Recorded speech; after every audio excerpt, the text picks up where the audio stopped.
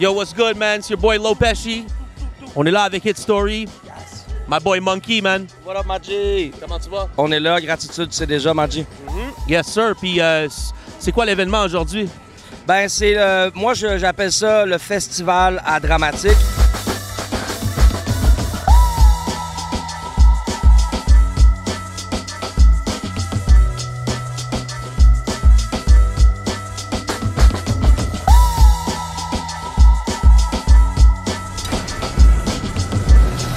Chic Dramatique est très impliqué dans la direction artistique et dans l'intention que ce festival-là ait lieu.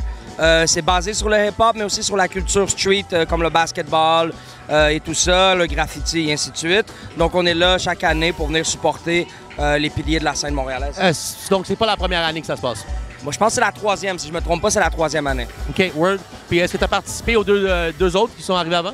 Dans les années précédentes, j'ai participé en tant que battler à DMS. Okay. J'ai participé en tant que freestyle rapper dans le End of the Week. Et j'ai participé aussi en tant qu'improvisateur, graffeur, peintre avec les Bodega Under Pressure ici aussi. Donc, j'ai joué différentes fonctions à chaque année, mais chaque année, je trouve une place pour m'impliquer là. Ouais.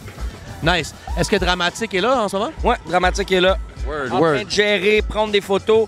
Il est deep investi dans son amour pour la photographie. Et donc, en plus d'organiser le tout, il a toujours son appareil autour du cou. Il prend des photos de la communauté, de la fraternité qui vient se rassembler autour de la programmation qui nous prépare.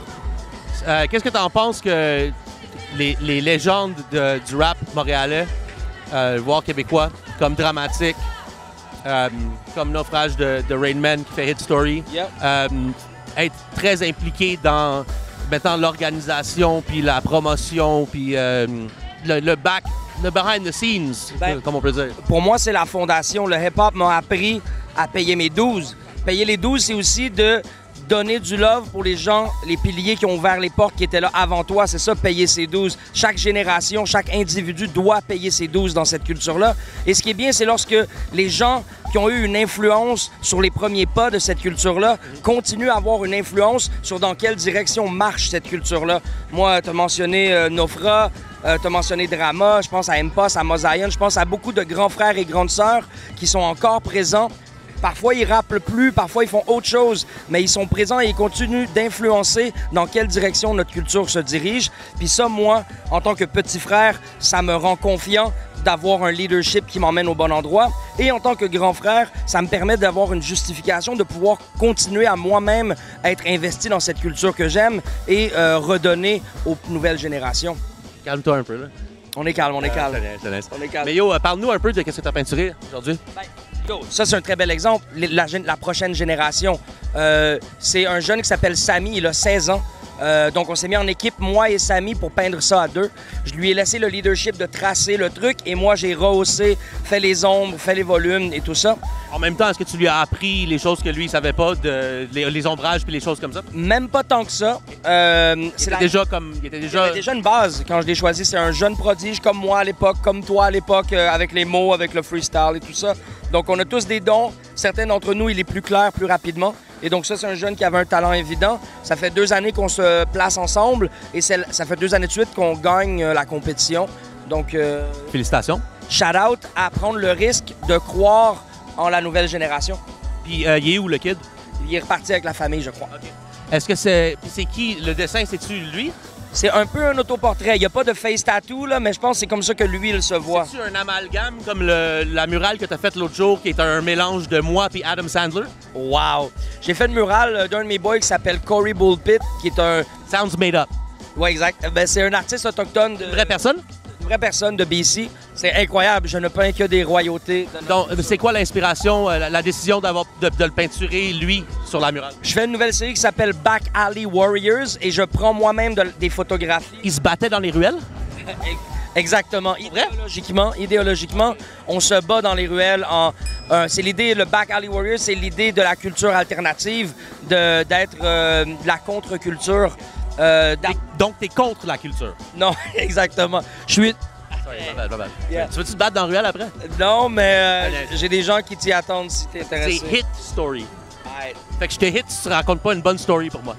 J'ai une bonne histoire pour toi. Peux-tu faire une story aussi après? Ouais, un Insta Story. Ouais. Je peux t'en faire 3 si tu veux. Excellent. C'est 5 000 maintenant, mon taux d'influenceur. Bon. C'est rendu le standard des influenceurs. C'est 5 000 Tu as un post dans mon post normal et tu as 3 stories. Donc, tu me checkeras 5 000. Ça fait combien de temps que t'es une marde? Ça, on vient tous d'une forme de compost naturel. Wow, malade. De poussière. Fire. De poussière d'étoiles. Bars. Je vais te passer le mic, tu vas le dropper, OK? OK. Hey. Je peux pas le laisser tomber quand même. Mais là, on va retourner le truc. Yo, ici Monkey One pour Hit Story. Je suis en train de faire des entrevues. On a une légende ici du rap, du battle rap, un rappeur anglophone. Il s'appelle Low Pesci. Il est aussi le co-réalisateur de mon premier album, Leur Médium, Le Remédium. Et comme je l'ai, on va l'interviewer, on va voir un peu qu'est-ce qu'il pense de tout ça. Donc, est-ce que c'est ta première fois à Districts? Oui, en fait, je pense pas que j'ai été ici, parce que je t'ai demandé la question si c'est la première année.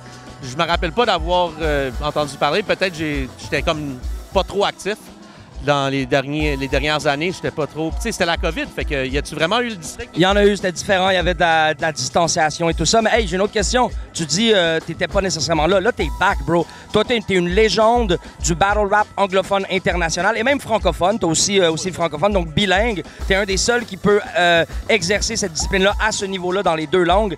Tu viens de faire... Woodman aussi. Bon, mais j'ai dit t'es un des rares. Il y en a d'autres aussi. Mais shout-out à toi. Tu viens de faire un battle récemment. Ouais. Tu veux nous parler un peu de ça?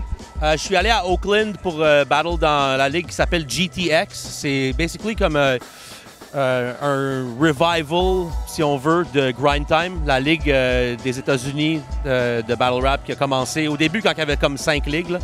Maintenant, il y en a genre 850, pour vrai, puis autour du monde. Donc, Disaster, Lush One, puis Direct, qui a commencé Grind Time. Ils ont fait une nouvelle ligue en Californie, basically.